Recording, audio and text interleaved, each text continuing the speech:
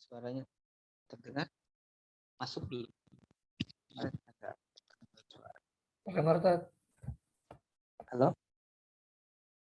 Terdengar. Cukup keras atau pelan? Di saya sih oke, tapi nggak tahu di tempat yang lain. Kita mulai. Bismillahirrahmanirrahim. Alhamdulillahirabbil alamin wa bihi nasta'in ala umuri dunya waddin. Wassalatu wassalamu ala imamil anbiya'i wal mursalin sayyidina wa maulana Muhammadin wa ala alihi wa sahbihi ajmain. Amma ba'd. Nawaitu ta'alluma wa ta'lim wa nafa wal ittiba wa tadabbuр wa tadbir wal ifadah wal istifadah wal hasa ala tamassuki kitabillahi wa sunnati rasulih ibtigha'a mardatillahi wa qurbihi wa thawabih. Masih tentang am dan khos ya. Satu paket am dengan khos.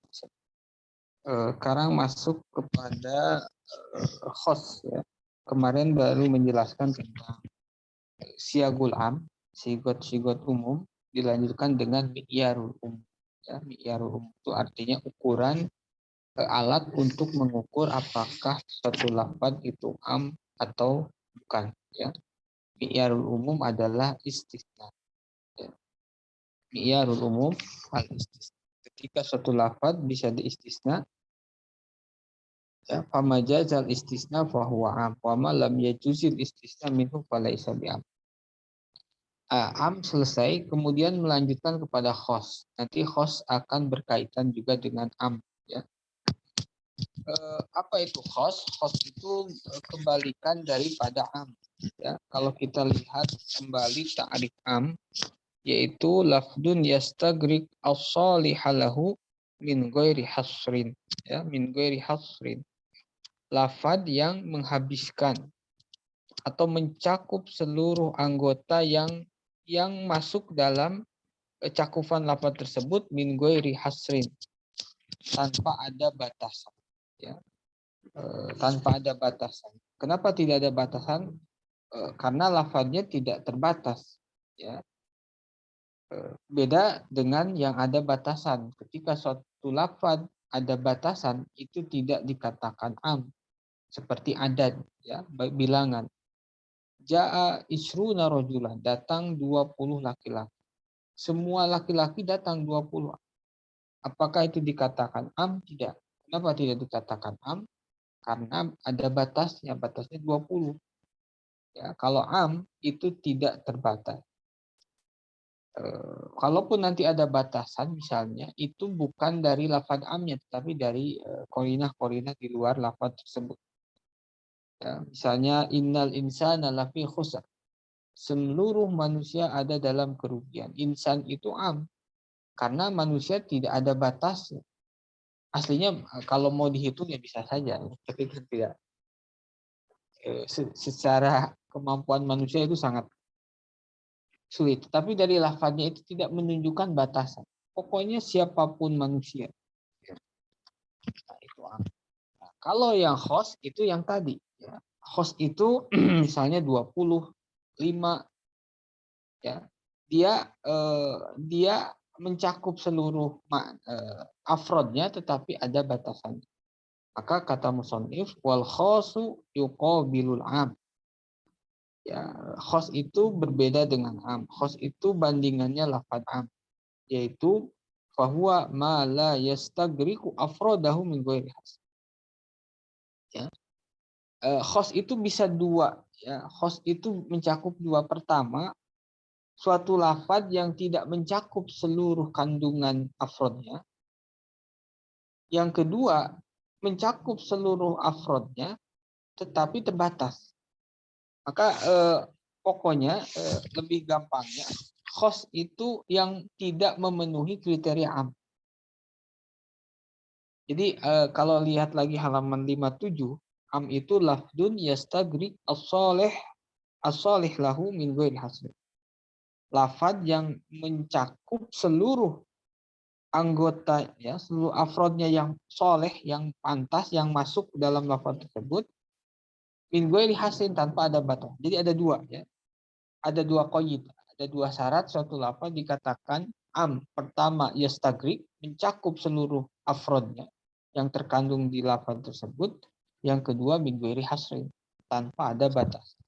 Nah, ketika ada lafaz yang tidak memenuhi satu di antara dua, maka dia bukan lagi am tetapi khos. Ya, misalnya lafdun yastadiku soleh min ghairi hasrin, itu redaksi dari ta'rif. Nah, ada lafaz yang yastagrik as-soleh lahu tapi bihasrin, mencakup seluruh anggotanya tapi ada batasan, itu bukan am tapi khas. Atau ada lafaz yang tidak mencakup seluruh anggotanya, maka itu pun tidak disebut dengan am tetapi khas. Ya, contohnya misalnya isim nakiroh. Isim nakiroh itu lafadznya, misal isim nakiroh itu rojulun, ja'a rojulun, atau ja'a rijalun. Ja'a rojulun, telah datang seorang laki-laki. Atau ja'a rijalun, telah datang laki-laki. Ya. Apakah rijalun, ini kan isim nakiroh. Lafadznya itu menunjukkan semua laki-laki yang ada di dunia. Itu tidak menunjukkan itu. Ya. Tidak yastagrik jami asol. Tidak mencakup semua laki-laki. Tetapi di sana disebutnya sering, yang penting rijal itu jamak, tiga orang, 4 orang. Jadi kata rijal ini bisa 3 orang, bisa 4 orang, bisa 5 orang. Bagaimana kita menentukan? Nah, itu lihat dari konteks kalimat, ya, lihat dari siyakul kalam. Tapi dari sisi lafadznya, ja'a rijalun, rijal yang isim nakiroh itu tidak menunjukkan am, tidak menunjukkan seluruh laki-laki. Berbeda dengan ja'a rijal. Ketika rijal memakai alif lam lil istighraq, itu beda lagi. Ya. Makanya kemarin al-jam'ul mu'arraf bi al yufidul am. Ya, yufidul am. Jamak yang dimasuki alif lam yufidul am, itu menunjukkan am. Kalau jamak saja tanpa alif lam lil istighraq, itu tidak menunjukkan am. Lalu maka di sini kata musannif khos itu berbeda ya dengan am, ma la yastagriku afrodahu min ghairi hasr. Lafaz yang tidak menghabiskan afrodnya tanpa ada batasan. Ya. Jadi lebih mudahnya segala lafaz yang tidak memenuhi 2 syarat am, lafaz yang tidak memenuhi 1 dari 2 syarat am, maka dia dikatakan khos. Syarat am ada berapa? Ada 2. Yang pertama yastagrik, ya, menghabiskan atau mencakup seluruh anggotanya. Yang kedua min ghairi hasrin, tanpa ada batasan. Nah, selanjutnya yang sering dibahas dalam usul fikih itu bukan khos, lebih kepada teori khos, tapi kepada takhsis. Ya.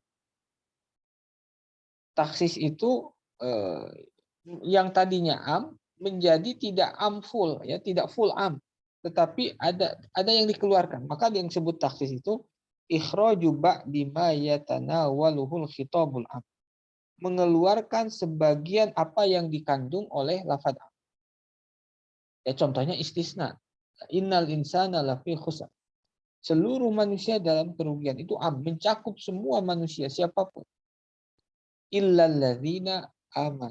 Nah, dikeluarkan, ya, dikeluarkan dari kerugian siapa? Orang-orang yang beriman dan beramal saleh.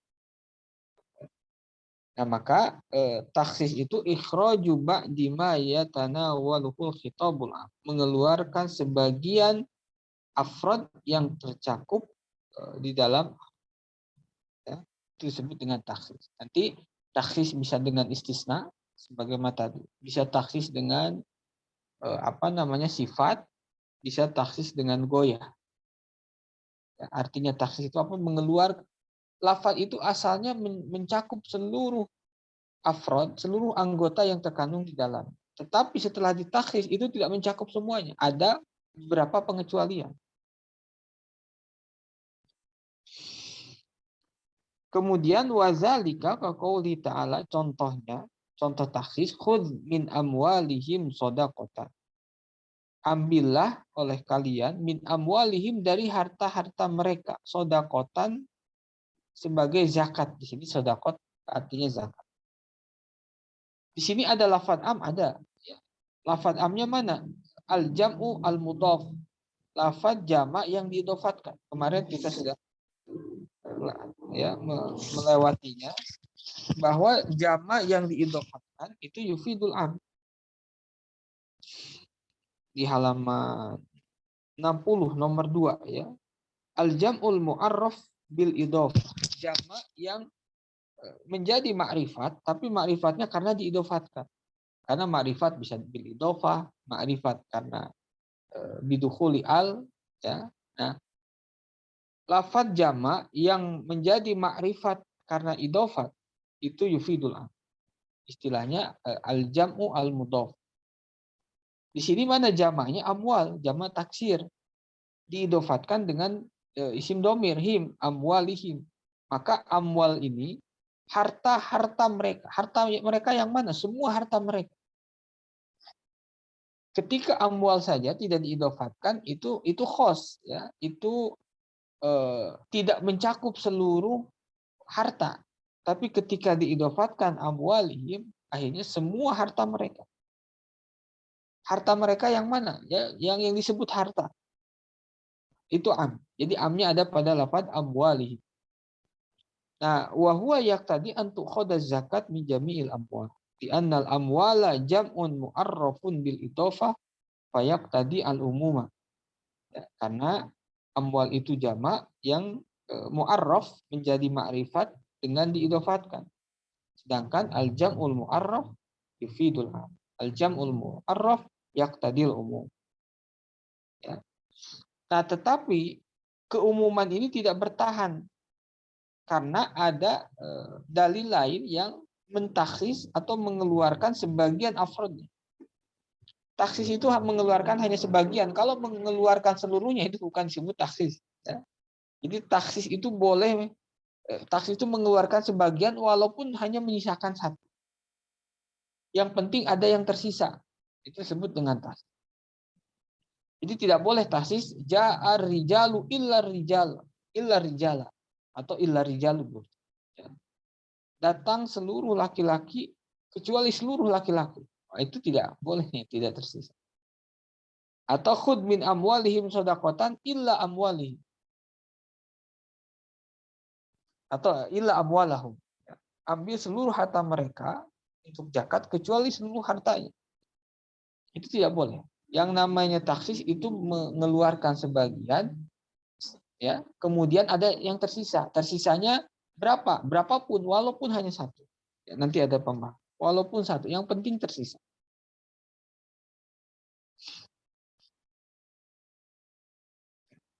Nah, di sini apakah am ini mukhassos, am maksus atau tidak? Khud min amwalihi. Tidak, ya. Karena apa? Karena ternyata ada dalil lain ya dalam hadis laisa 'alal muslim fi abdihi wala farsihi atau wala farasihi shadaqah. Shadaqatun jadi fa'il. Tidak ada kewajiban bagi seorang muslim fi abdihi di hamba sahaya yang dia miliki wala farasihi di kuda yang dia miliki sedangkan kewajiban zakat. Padahal asalnya faros abdi itu masuk dalam amwal. Amwal seseorang. Amwal itu semua yang dia miliki. Kuluma yutamawal. Abd hamba sahaya itu bagian dari harta. Makanya bisa diperjualbelikan, dikasihkan dan disewakan dan sebagainya. Nah, tetapi dalam hadis ini ternyata menyebutkan bahwa seorang budak hamba sahaya, kemudian kuda itu tidak ada kewajiban zakat. Padahal dalam ayat Al-Quran ambil dari seluruh harta mereka zakat. Seluruh harta mereka itu mencakup kuda, mencakup hamba sahaya. Tetapi ada hadis yang mengatakan tidak wajib bagi seorang hamba, tidak wajib orang yang memiliki hamba atau kuda mengeluarkan zakat. Akhirnya dua jenis ini dikeluarkan dari harta yang dimiliki oleh seseorang. Jadi selain kuda, selain hamba sahaya tidak wajib zakat. Ini baru satu taksis. Ya, kalau misalnya ditelusuri dalil lain, bisa jadi ada taksis yang lain. Dicari lagi ada taksis yang lain. dan dalam fikih pun ya, baik dalam mazhab Syafi'i, Maliki, tidak semua harta wajib dikeluarkan zakat, tidak. Dalam mazhab Syafi'i itu hanya 6 asnaf atau dalam hitungan lain 8 asnaf. 8 asnaf minal mal sama niatu asnaf minal mal li sama niati mustahil. Di dalam mazhab Syafi'i itu 8 jenis harta untuk 8 jenis mustahil. Ya, 8 itu hitungan perbedaan hitungan saja, intinya itu. Karena dalam mazhab Syafi'i ada yang mengatakan 6, ada yang mengatakan 8.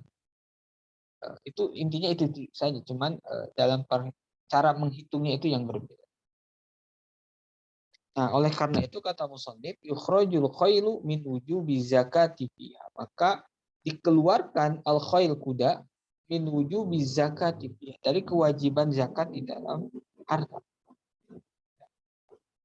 Makanya kita tidak serta-merta ya, jangan tergesa-gesa, jangan terburu-buru dalam menafsirkan suatu ayat.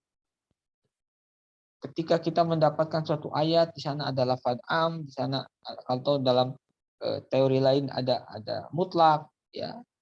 Kemudian ada amr, maka kita jangan tergesa-gesa, terburu-buru menyimpulkan kalau itu am, jangan terburu-buru menyimpulkan kalau itu mutlak, jangan tergesa-gesa kalau itu amr lil wujub. Karena kita belum mengetahui bahwa kita belum mengetahui apakah ada mukhassis ya, yang mentaksis am tersebut. Kita belum mengetahui apakah ada dalil lain yang bisa mengeluarkan amar tersebut dari wajib. Ya, kita belum mengetahui ada dalil lain yang bisa menjadi qayyid kepada mutlak. Ya. Makanya dalilnya yang sering kita dengar ya al-amru lil wujub ma lam yadulla dalil ala khilaf. Amar itu menunjukkan wajib selama tidak ada dalil yang menunjukkan bikhilafi yang mengeluarkan dari wajib. Dan seseorang tidak akan mengetahui apakah ada dalil lain yang mengeluarkannya dari wajib menjadi mustahab ataupun yang lain, kecuali seorang tersebut menelusuri dalil-dalil lain yang ada dalam Al-Quran dan Sunnah. Itu tugasnya menjadi berat, tugasnya menjadi tidak mudah. Makanya menjadi mujtahid itu tidak asal-asalan. Menafsirkan Al-Quran itu perlu tenaga, perlu ilmu, ya, perlu konsentrasi. Ya, kalau kita yang awam, ya, yang tidak rajin, yang tidak tekun, nah itu langkah baiknya berhati-hati, ya, dan yang paling baik kita mulai dari apa yang sudah dikerjakan oleh para ulama.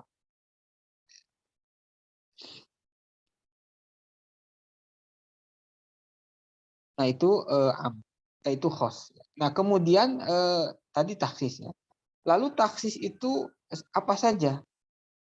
Taksis ini banyak ya.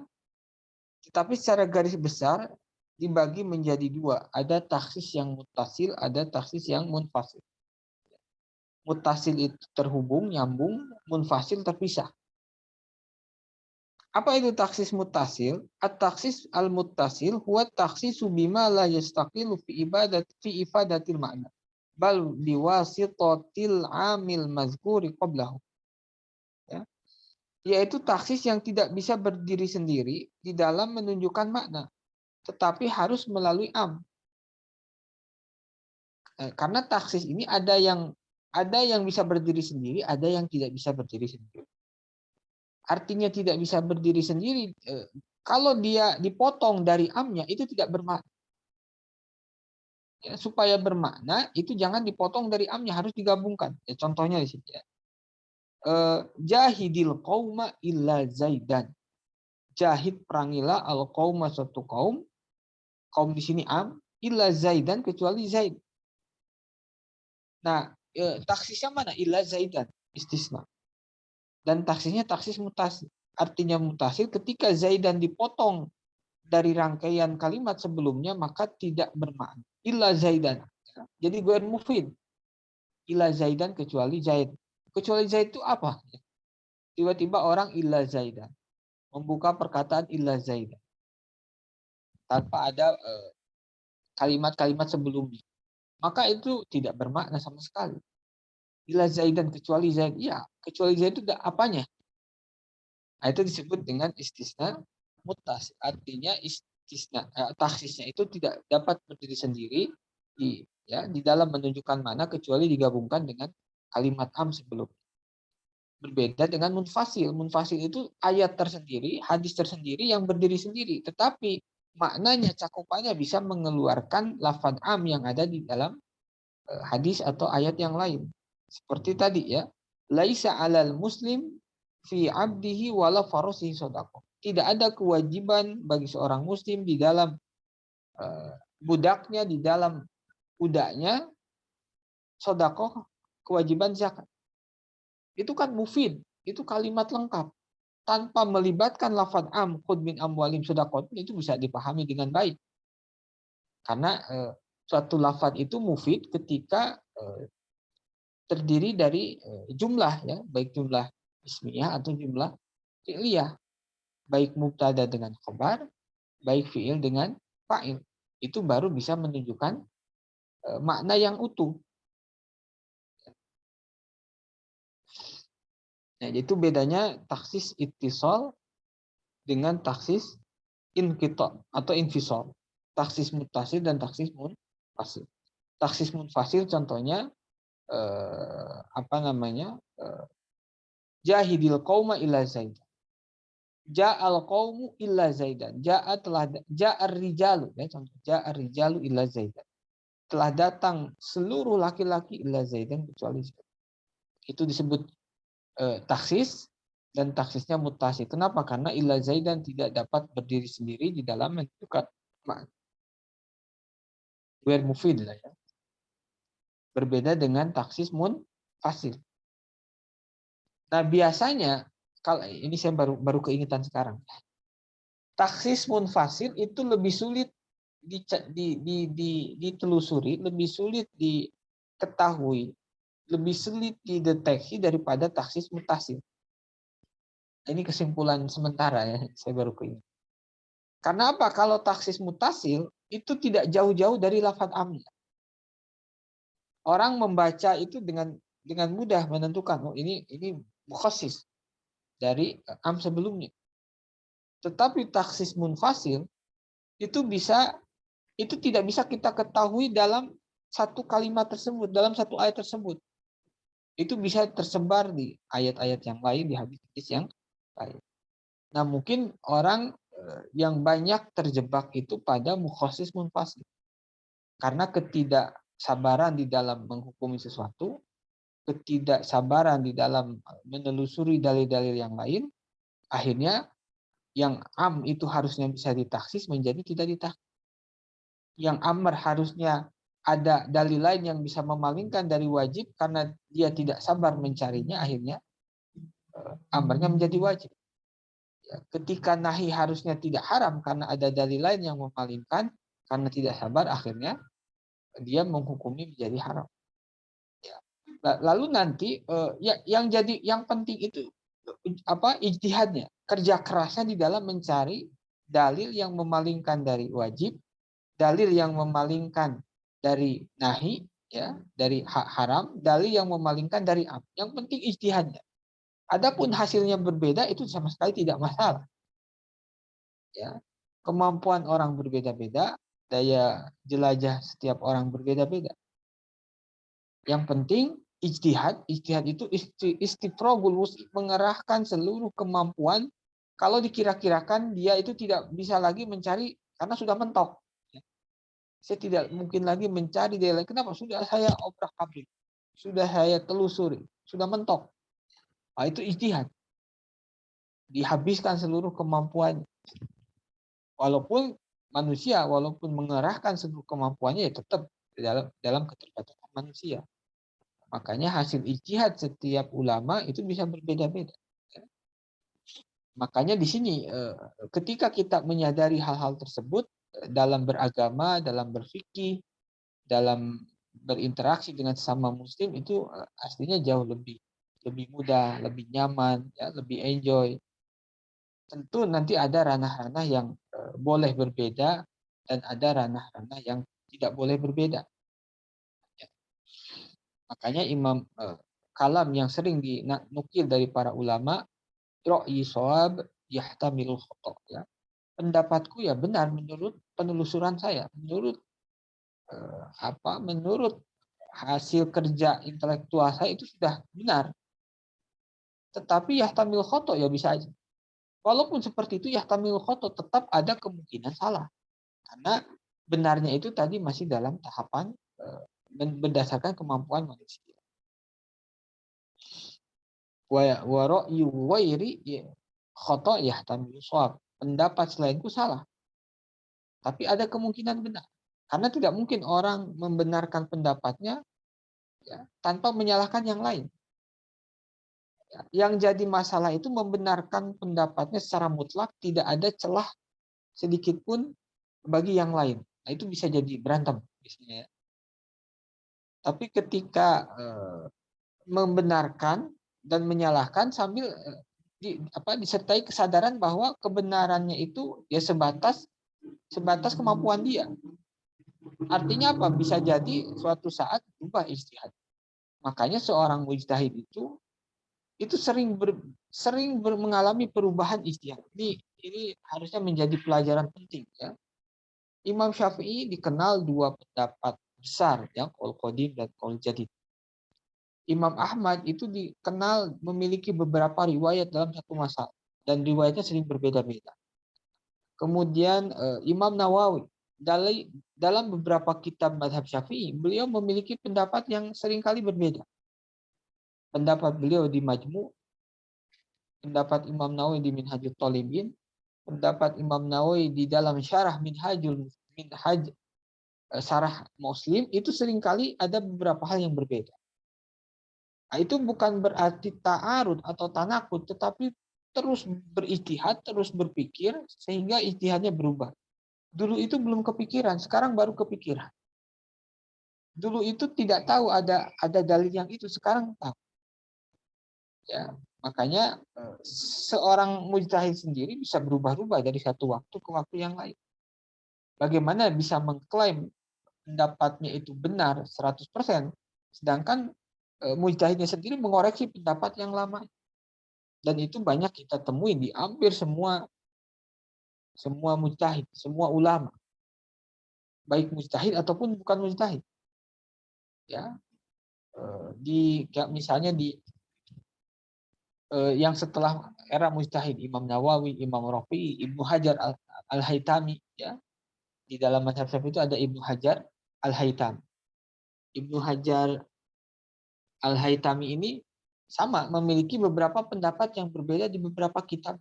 Makanya ulama setelahnya itu selalu menertibkan urutan-urutan kitab yang paling utama dari sekian kitab yang dimiliki oleh seorang ulama.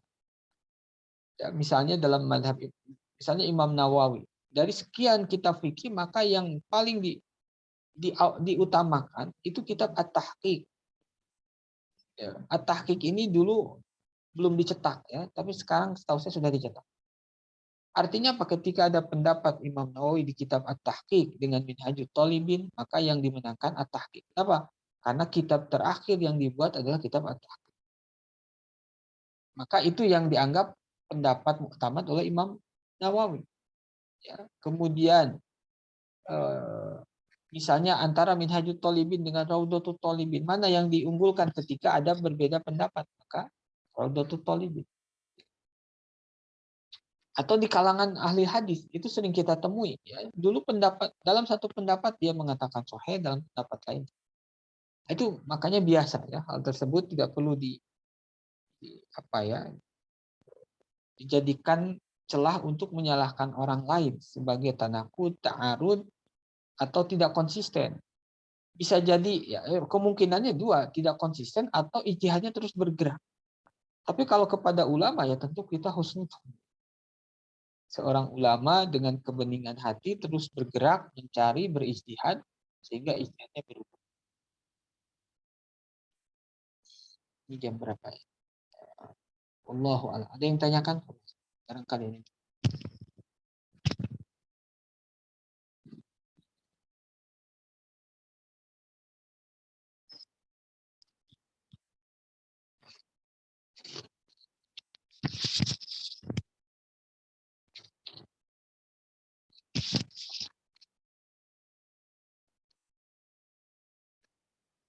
Ada yang tanyakan?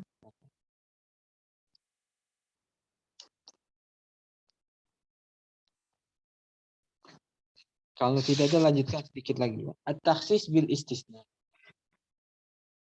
Ya, jadi taksis mutasil itu ya mencakup tadi taksis ada dua, ada mutasil, ada munfasil. Taksis mutasil itu apa saja? Istisna, wa huwa imma ayyakuna bil istisna, awis syarti, awis sifah. Ya. Bisa dengan istisna, bisa dengan syarat, bisa dengan sifat. Nah, itu tiga ya. Kalau syarat dengan jawab itu biasanya tidak jauh-jauh. Ketika ada syarat, jawabnya itu tidak jauh-jauh. Ya. Atau sifat. Kalau sifat pun ya tidak jauh-jauh dari sana. Nah, sifat itu nantinya kan membatasi ruang gerak si am atau mengeluarkan sebagian afrod am itu dengan sifat. Ya. Syarat pun seperti itu. Ya, nanti kita lihat ya. Yang pertama taksis bil istisna. Istisna ini dalam kajian nahwu ya, dalam ilmu nahwu dibahas. Wa huwa ikhraju ba'di ma yatanawaluhu lafdu bi illa au ihda akhwatiha. Istisna itu mengeluarkan sebagian afrod yang tercakup oleh suatu lafaz menggunakan illa au ihda akhwatiha atau salah satu saudaranya illa ya. Dalam jurumiyah kita dapati illa, kemudian ghairu, siwan, suwan, sawa ya, itu ada banyak. Yang paling sering ya illa. Makanya dalam jurumiyah bab istisna itu illa wa akhwatiha. Di sini pun illa karena yang paling sering illa. Ghairu sama juga ya. Ghairu. Siwa selain. Ya khola dan sebagainya, hasya dan sebagainya. Nah, istisna itu mengeluarkan sebagian anggota yang tercakup ya oleh suatu lafaz menggunakan illa atau lafaz-lafaz istisna yang lain. Tetapi kapan istisna itu bisa sah ketika memenuhi syarat. Yang pertama apa?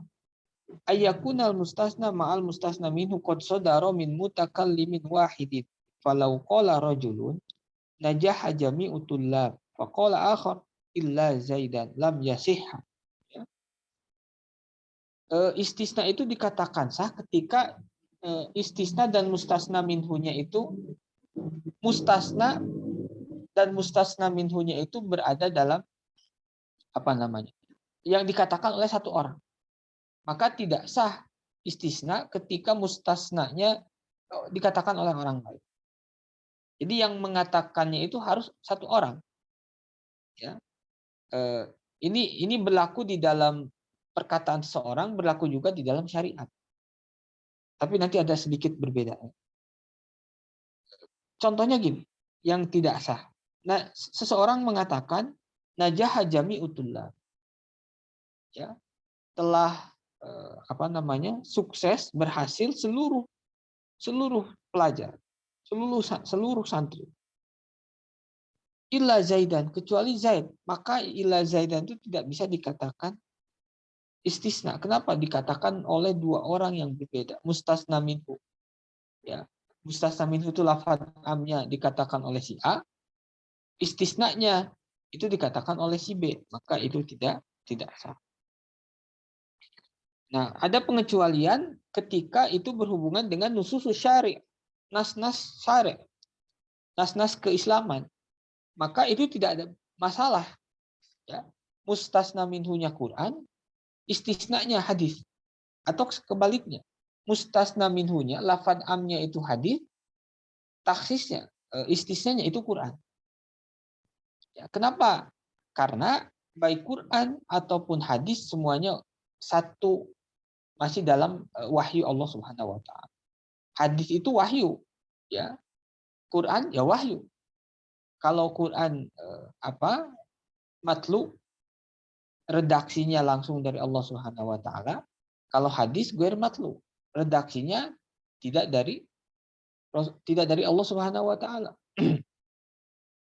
Tapi semuanya masih terikat dalam satu kesatuan yaitu wahyu. sama-sama wahyu Allah Subhanahu wa taala. Maka Al-Qur'an boleh diistisna oleh hadis, hadis pun bisa diistisna oleh Al-Qur'an. Tetapi di selain wahyu, perkataan orang lain itu tidak bisa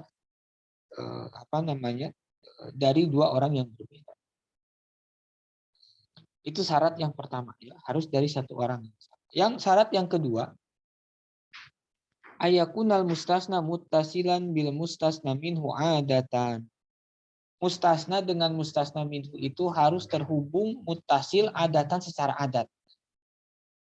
Bukan adatan ini artinya bukan hakikotan. Ya. Ittisal hakikotan dengan ittisal adatan itu dua hal yang berbeda. Ittisal hakikotan benar-benar nyambung tanpa ada jeda sedikit.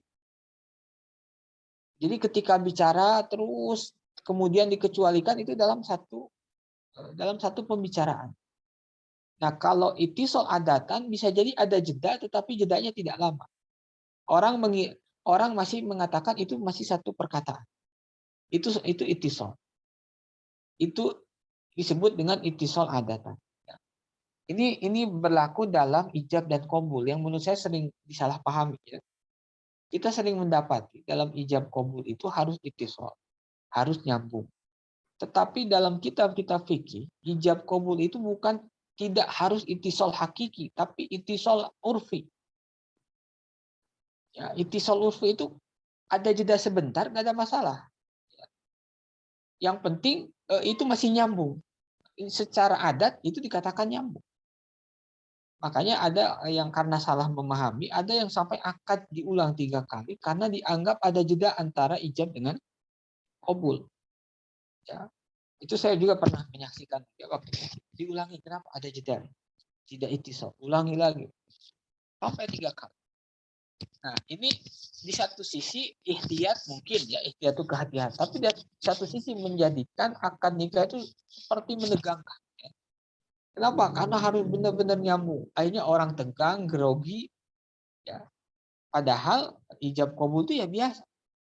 Ya, zawwajtuka wa ankahtuka ibnati Fatimah ya, binti Muhammad bimahri kaza wa kaza bimahri kaza wa kaza. Qabil tuh nikah. Barusan ada jeda sebentar. Tapi apakah itu dikatakan ittisal? Ya, ittisal urfi. Ya, secara adat itu ittisal. Walaupun ada jeda sebentar tidak orang tetap menganggapnya itu ittisal secara urfi. Atau seseorang saya nikahkan anak saya yang bernama, itu kan ada jeda. Itu nggak ada masalah sama sekali. Ya. Yang penting ittisal urfi. Beda dengan kalau ada jedanya panjang. Saya nikahkan sama anak saya, nerima dulu handphone. Wah, itu udah, kalau itu sudah bukan ittisal. Ya. Bahkan sekarang sering dengar harus satu nafas. Nah, itu nggak tahu dari mana. Ya, wallahu alam, saya belum menemukan. Barangkali ada ya mungkin, tapi saya tidak tahu. Tidak ada ya dalam mazhab Syafi'i akad baik ijab atau qabul itu satu nafas, tidak ada. Itu menambah kesereman atau ketegangan di dalam ijab dan qabul. Udah harus ittisal hakiki, tambah harus satu nafas. Itu akhirnya orang menjadi tegang, grogi. Ya.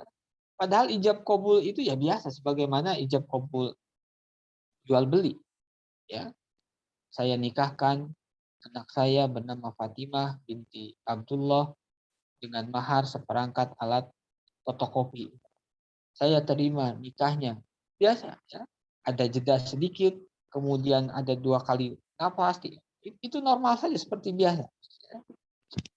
Nah, itu yang mungkin agak menurut saya itu tidak tepat ya, karena kalau kita lihat dalam mazhab Syafi'i sendiri, dan itu yang banyak diamalkan dalam ijab qabul di Indonesia ya, berdasarkan fikih Syafi'i, itu tidak mesti ittisal urfi, ya, tidak mesti ittisal hakiki, tapi cukup ittisal urfi. Tidak mesti satu nafas, boleh 2 nafas. Yang punya penyakit sesak napas itu 3 napas boleh, 4 napas boleh. Yang penting tidak ada kesan dia i'rad anil qabul. Tidak ada kesan dia berpaling dari qabul. Ya. Makanya bahkan para ulama ada yang mensunahkan setelah ijab itu ada khutbah. Khutbah nikah itu disunahkan qoblal ijab, wa ba'dal ijab, wa qoblal qabul. Sebelum ijab, kemudian setelah ijab, berarti sebelum qabul. Itu ada khutbah juga. Alhamdulillah, alhamdulillahilladzi. Nah, itu kan memotong itisol antara ijab dan qabul.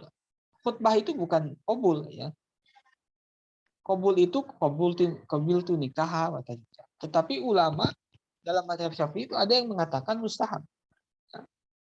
Nah, itu yang mungkin perlu diperhatikan ya, supaya nikah itu tidak kesannya tegang. Sakral ya, sakral itu tidak mesti harus tegang ya. Kita sholat dengan santai itu sakral ya. Tapi tidak mesti menegangkan, harus satu nafas. Kemudian antara ijab dan qabulnya tidak boleh ada jeda walaupun sedetik. Itu sehingga harus diulangi sampai berkali-kali. Itu akhirnya kesannya memberatkan. Ya, mungkin itu saja ya. Itu belum selesai yang istisna, insya Allah kesempatan yang akan datang. Kalau ada yang tanyakan, apa?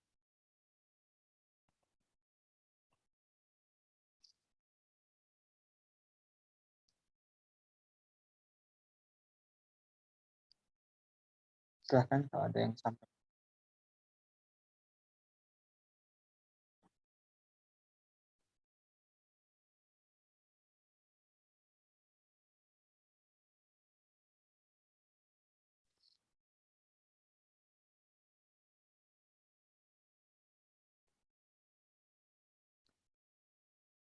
Tidak ada. Kalau tidak ada, mungkin cukup sekian untuk pertemuan kali ini. Insya Allah ketemu kembali pertemuan selanjutnya. Oh, ini ada. Hamba saya atau budak sudah milik. Oh, kalau sudah itu, kalau milik iya ya. Hamba sahaya yang sudah dinikahkan apa tetap menjadi miliknya? Tetap, selama tidak dijual atau dibebaskan tetap miliknya, tetapi tidak boleh diistimta ya. Hak istimtanya menjadi bukan si tuan tapi suaminya ya. Tapi kalau itu dua hal yang berbeda, kepemilikan dengan hak puluwati. Kalau tidak dinikahkan, kalau tidak menikah berarti tuannya boleh istimta ya. Tapi ketika sudah dinikahkan, maka hak istimtanya bukan tuannya tetapi si suami. Dan tidak mungkin si tuannya menikahkan kecuali ya dengan dari awal resikonya nanti tidak bisa dia gauli ya, tidak bisa digauli. Kalau yang menikahinya laki-laki sesama budak, nah itu nanti jelas ya anaknya budak. Kalau yang menikahi laki-lakinya merdeka, anaknya menjadi budak, tetap menjadi budak. Makanya dalam kitab fikih itu tidak boleh seorang yang hur menikahi amah, karena resiko anaknya menjadi abd ya, menjadi roki, kecuali beberapa syarat diperbolehkan. Misalnya karena tidak ada lagi, ini konteks hari ini mungkin sulit ya, tidak ada perempuan yang merdeka yang mau sama dia kecuali hamba sahaya. Dan kalau tidak segera menikah itu terjatuh pada zina, itu ulama membolehkan. Allahu a'lam.